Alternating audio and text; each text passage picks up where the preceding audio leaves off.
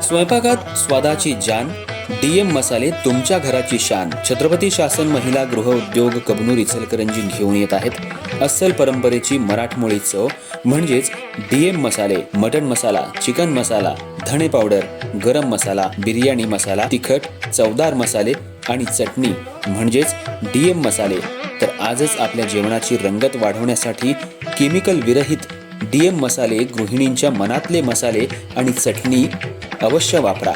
DM मसाले महिला बचत गटाद्वारे करणारे स्वच्छ माफक दरामध्ये म्हणजेच डीएम मसाले.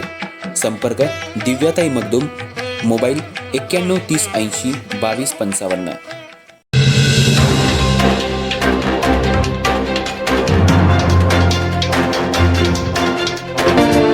नमस्कार, मी तेजस्विनी मगदूम.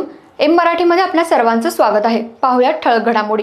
कोल्हापूर सांगली रोडवर असलेल्या कोंडिग्रे फाटा इथं एका कार चालकानं दुचाकीवरील दोघांना धडक दिल्यामुळं दोघांचा जागीच मृत्यू झालाय. तर पोलिसांनी चारचाकी वाहनानं धडक दिली नसून दुचाकीस्वारानं धडक दिली असल्याची तक्रार दाखल करून घेतली आहे. हा अपघाताचा सर्व प्रकार सीसीटीव्ही मध्ये कैद झालाय. या घटनेची नोंद पोलीस ठाण्यात झाली आहे. कोल्हापूर सांगली रोड हा सध्या मृत्यूचा सापळा बनलाय. दिवसेंदिवस या ठिकाणी मोठ्या प्रमाणात अपघात होऊन अनेक वाहनधारकांना आपला जीव गमवावा लागलाय. रस्त्यावर मोठमोठे खड्डे पडल्यामुळं अपघाताच्या प्रमाणात वाढ झाली आहे. सांगली कोल्हापूर रोडवर असलेल्या कोंडिग्रे फाटा इथं रात्रीच्या सुमाराला दोन यंत्रमाग कामगार कामावरून दुचाकीनं आपल्या घरी इचलकरंजीच्या दिशेनं जात होते. समोरून येणाऱ्या एका स्विफ्ट कारनं त्या दोघांना जोराची धडक दिली आणि तिथून कार चालकानं पलायन केलं. यामध्ये हे दोघेही गंभीर जखमी झाले होते. त्यांना उपचारासाठी रुग्णालयात दाखल केलं असता डॉक्टरांनी दोघांचाही मृत्यू झाल्याचं घोषित केलं. तर हा संपूर्ण अपघात सीसीटीव्ही मध्ये कैद झालाय.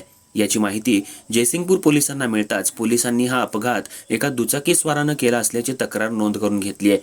तर सीसीटीव्ही मध्ये या दोघांना चारचाकी वाहनानं उडवल्याचं कैद झालंय.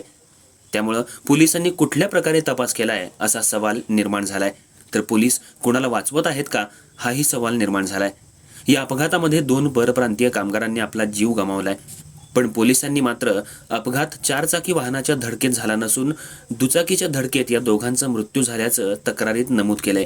त्यामुळं पोलिसांच्या या कार्यपद्धतीवर प्रश्नचिन्ह निर्माण झालंय. त्या दोन परप्रांतीय कामगारांना न्याय मिळणार का असा सवाल सध्या निर्माण झालाय.